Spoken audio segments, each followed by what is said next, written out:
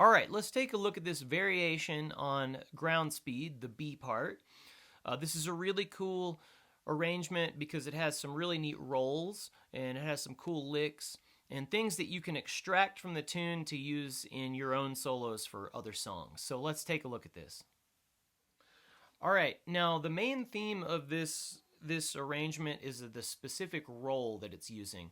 Now it's using a roll that highlights chord tones, so it's really kind of really good for arpeggios or chords. So here's the roll.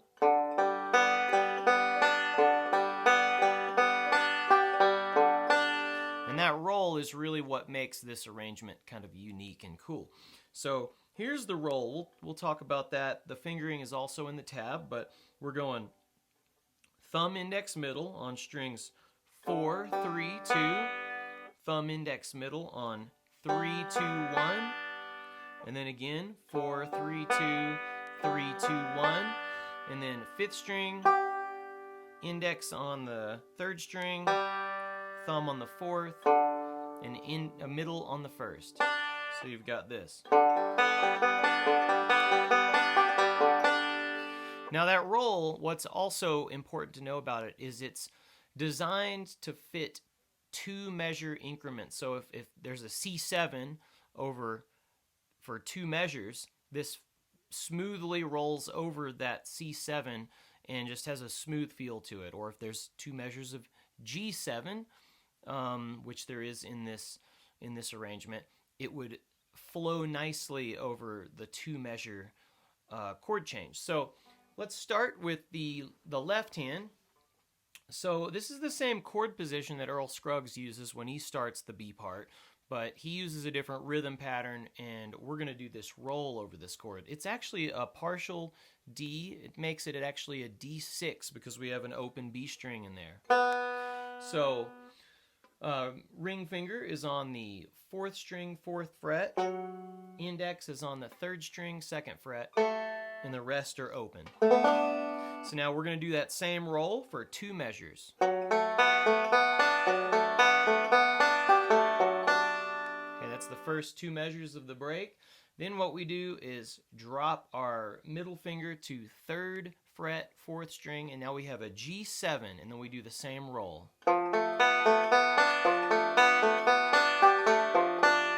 So there's some real neat chromatic movement that just has a really cool feeling when you're hearing hearing those played together. Then we go right back to that same 2 measures of the D. We go back. All right. Then we do a very common G lick. It sounds like this. So being an advanced course, I'm assuming that you know that very, very basic G lick. So I'm not going to break that down, but it's in the tablature. And then we have just a quarter note on the 3rd string with a forward-backward roll going. So quarter note, thumb, and then thumb on the 5th, index on the 3rd, middle on the 1st. Then we reverse it, index on the 3rd. Then we fret 2nd fret, 4th string, play with the thumb, middle on the 1st. All right, that was the first half of the B part. So now we jump right back into that. We're basically halfway through the solo.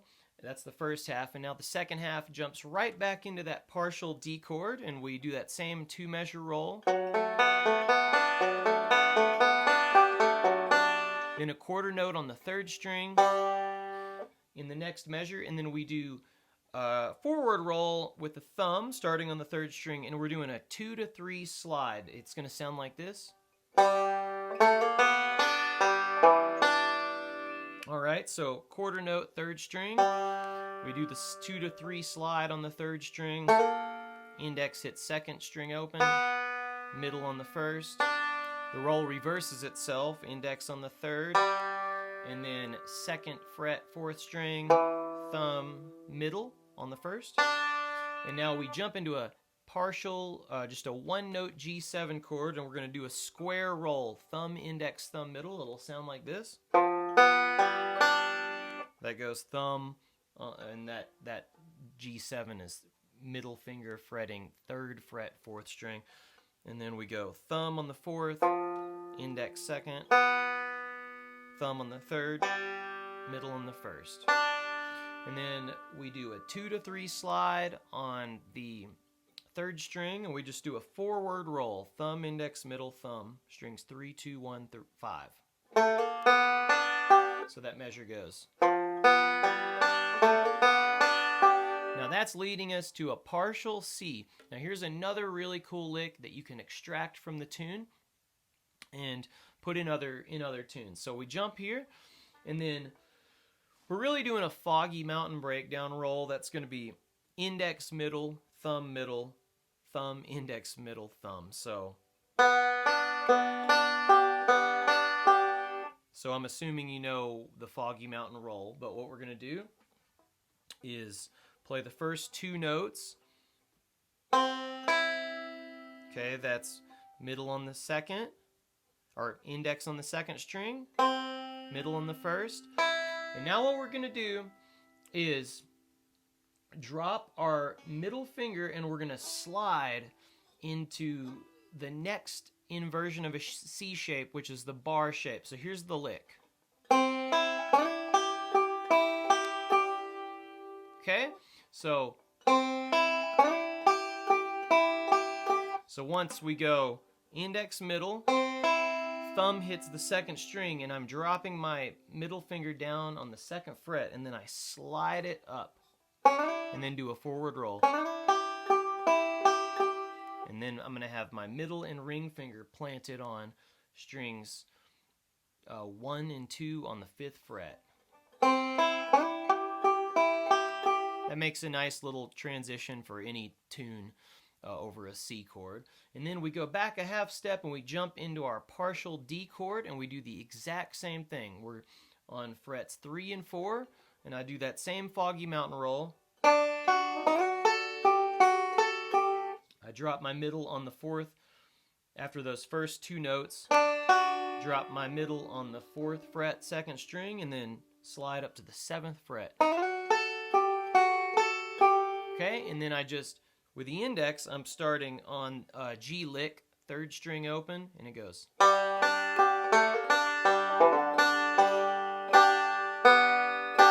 That's the last 2 measures. Since I just ended the previous measure with my thumb, I have to start the G lick with my index finger, and then I play the lick. Now this one's just a little bit fancier because I do a 2 to 0 pull off on the 4th string. So it sounds like. And then a single note pinch. So there's your new version of ground speed, the B part. Also study the A part because it's got a really neat descending melodic lick that's useful for improvisation and other tunes. What I want to just point out before we leave is more things in why this roll, this arpeggio roll, is so important.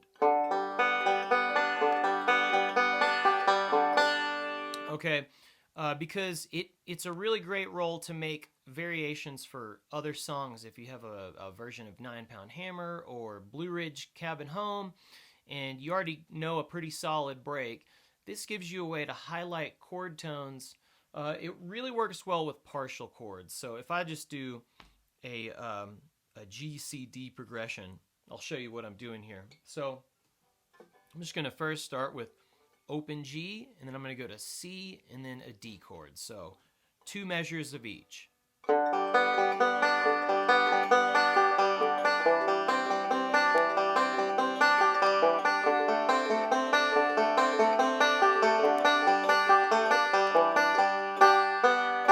So I just did that roll over a G, and then I just played a partial C chord, a C9 actually, a C without the ring on the 2nd fret, 1st string. And then I went into a D7 chord and just did the roll over that. And then a lick. Now you could also take the same 7th shape that's in this arrangement, this G7, and you could use that for a G, for a solo, and that has a little bit more color, so that's really cool. This particular chord shape, G7, I've got my middle finger on 3rd fret, 4th string, index on 3rd string, 2nd fret, and then you can just play that roll over it. And that's just got a nice colorful sound that leads you right to that C chord.